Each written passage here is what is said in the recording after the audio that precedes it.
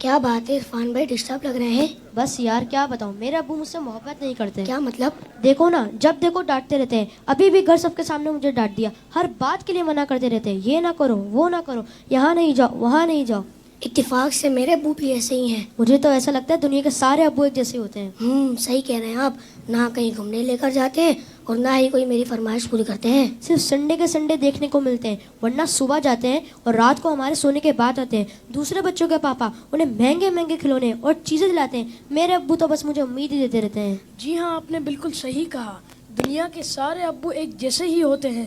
وہ خود سے زیادہ اپنے بچوں اور فیملی کا خیال رکھتے ہیں. کیا آپ نے کبھی یہ سوچا کہ کیا ان کا دل نہیں کرتا ہوگا کہ وہ بھی گھر میں رہیں، سکون سے بیٹھ کر آرام کریں؟ پتہ نہیں، شاید چاہتا تو ہوگا. اور جہاں تک بات ہے آپ کی فرمائشوں کی، تو ان کی سیلری ہی اتنی کم ہوتی ہوگی کہ وہ چاہ کر بھی آپ کی فرمائشیں پوری نہ کر پاتے ہوں. ہو سکتا ہے ہماری ضرورتیں پوری کرنے کے بعد ان کے پاس اتنے پیسے ہی نہ بچتے ہوں کہ وہ ہماری فرمائشوں کو بھی پورا کریں. میں نے اس طرح سے کبھی سوچا ہی نہیں. اور جہاں تک آنکھیں دکھانے کی بات ہے تو یہ بھی ان کی مجبوری ہے کہ ان کی ڈیوٹی ہے کہ وہ ہمیں ہمیشہ بری باتوں سے روکیں اور اچھی باتوں کی ترغیب دیں. اچھا فیضان بھائی، یہ بتائیں آپ کی ضرورتوں میں کوئی کمی آئی ہو؟ نہیں تو بالکل بھی نہیں. کبھی ایسا ہوا کہ آپ بیمار ہوئے ہوں اور آپ کے ابو کو آپ کی فکر نہیں ہوئی؟ ہماری بیماری میں سب سے زیادہ پریشان ہونے والے ہمارے ماں باپ ہیں. آپ کے ابو چھوڑ کر کہیں گھومنے چلے گئے ہوں؟ نہیں تو کبھی نہیں. کبھی ایسا ہوا کہ آپ کے ابو نے خود تو کچھ اچھا کھایا اور آپ کو نہ دیا ہو؟ کبھی نہیں. اگر کوئی اچھی ڈش کم ہوتی ہے تو وہ ہمیں دے دیتے ہیں اور کہتے ہیں تم کھا لو، میرا دل نہیں چاہ رہا. اگر یہ پیار نہیں ہے، محبت نہیں ہے، تو پھر کیا ہے؟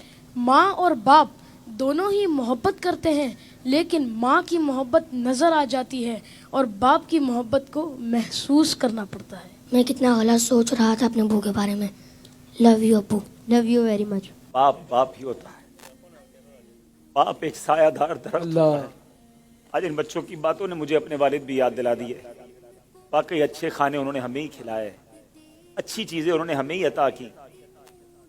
اور وہ بچے جن کے والدین ان کی فرمائشیں پوری نہیں کرتے نا، انہیں یہ سوچنا چاہیے. صرف میں بچوں سے بات نہیں کروں گا، گھر کے اور بھی افراد ہیں، زوجہ بھی ہے، بیٹی بھی ہے. وہ کہتی ابو آپ ہمارے لیے کچھ لاتے نہیں ہیں. بیوی کہتی شوہر سے آپ کچھ لاتے نہیں. اس بیچارے سے تو پوچھو اس کی مجبوری کیا ہے. صبح سے گھر سے نکلتا ہے، چاہے سردی ہو چاہے گرمی ہو. کوئی موٹر سائیکل پر جاتا ہے، کوئی بس پہ بیٹھ کے جاتا ہے، کوئی دو بسیں بدل کے جاتا ہے، بارش میں بھی جاتا ہے. کیوں جاتا ہے؟ کہ چھٹی کروں گا تو تنخواہ کم ہو جائے گی. تنخواہ کم ہو جائے گی تو بچوں کو کیسے پورا کروں گا؟ اسکول کی فیس بھی دینی ہے، بچوں کے لیے کپڑے بھی لانے ہیں، کھانا بھی وقت پر لانا ہے.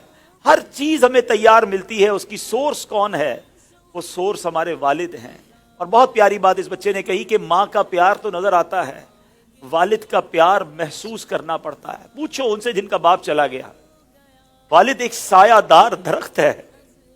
کبھی درخت کو دیکھا آپ نے؟ اس کے اوپر کے پتے گرم ہوتے ہیں، وہ ساری دھوپ اپنے اوپر سہ لیتا ہے اور اس کے نیچے اپنے بچوں کو چھاؤں دیتا ہے.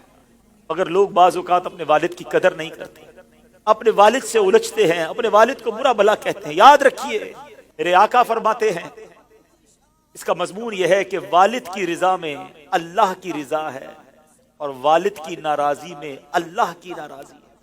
کبھی اپنے باپ کو ناراض مت کرنا. اگر وہ بوڑھے ہو گئے ہیں تو اب تمہاری باری آئی ہے، ان کی خدمت کرو.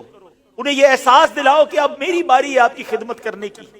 ہم اپنی ماں کو تو کہہ بیٹھتے کہ ماں میں تم سے بہت پیار کرتا ہوں. میں ساری دنیا کے بچوں سے پوچھتا ہوں کہ کب اپنے باپ کو کہا تھا کہ ابو آئی لو یو، والد صاحب میں آپ سے بہت پیار کرتا ہوں. آپ دنیا میں آج میں جو کچھ ہوں ابا جان میں آپ کی وجہ سے ہوں. یہاں تک پہنچایا مجھے آپ نے ہے. ارے جس نے انگلی پکڑ کر چلانا سکھایا، جس نے ہر مشکل میں کہا گھبرانا نہیں، میں تمہارے ساتھ ہوں. کہیں پھنس جاتا تھا تو ابو کے پاس آتا تھا، وہ کہتے بیٹا میں سنبھال لوں گا. اب وہ جب چلے گئے اب پتا چلتا ہے کہ کون ہے جو سنبھالے گا. بچپن اور بڑھاپا برابر ہوتا ہے. جب ہم چھوٹے تھے ہم نے بڑی ضدیں کی، ہم نے بہت اپنی باتیں منوائیں. اب سمجھو والد صاحب کا جب بڑھاپا آ گیا تو میں نے ان کی باتیں ماننی ہے. ان کی غصے کو برا نہیں ماننا، ان کے ٹوکنے کو برا نہیں ماننا. کبھی باپ کا دل مت دکھانا. یہ مت کہنا کہ آپ کو نہیں معلوم. ارے اسے کہتے ہو کہ نہیں معلوم جس نے ہمیں چلنا سکھایا، جس نے ہمیں کھڑا ہونا سکھایا، ہر مشکل میں جس نے ہماری مدد کی. خدارا میں ساری دنیا کے بیٹوں سے، ساری دنیا کی بچیوں سے، ساری اولاد سے گزارش کرتا ہوں اگر تمہارے والد زندہ ہیں ان کو خوش رکھنا. اور بوڑھے ہو گئے تو اب احساس دلاؤ ان کو کہ ابو جان آپ نے بڑا کام کیا ہمارے لیے، بڑی محنت کی، اب ہماری باری ہے آپ کی خدمت کرنے کی، اب ہم آپ کو سکھ پہنچائیں گے، اب آپ کسی ٹینشن میں نہ رہے، میرے پاس جو کچھ ہے ابو جان یہ سب آپ کا ہے، آپ کی وجہ سے ہے۔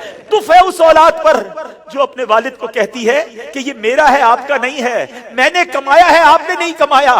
یہ کبھی مت کہنا میرے پاس جو کچھ ہے، جو شرافت ہے، جو عزت ہے، جو دولت ہے، وہ سب کچھ ماں باپ کی وجہ سے ہے، وہ والد کی وجہ سے بالخصوص ہے۔ اپنے والد کو بڑھاپے میں خوشی دینا، اور جن کے ماں باپ چلے گئے اب ان کے لیے خوب ایصال ثواب کرے، ان کی قبر پر جایا کرے، وہاں دعائیں کیا کرے، بڑی پیاری دعا ہے۔ آؤ آخر میں مل کر ہاتھ اٹھائیے، اپنے ماں باپ کے لیے جو قرآنی دعا ہے وہ کرتے ہیں۔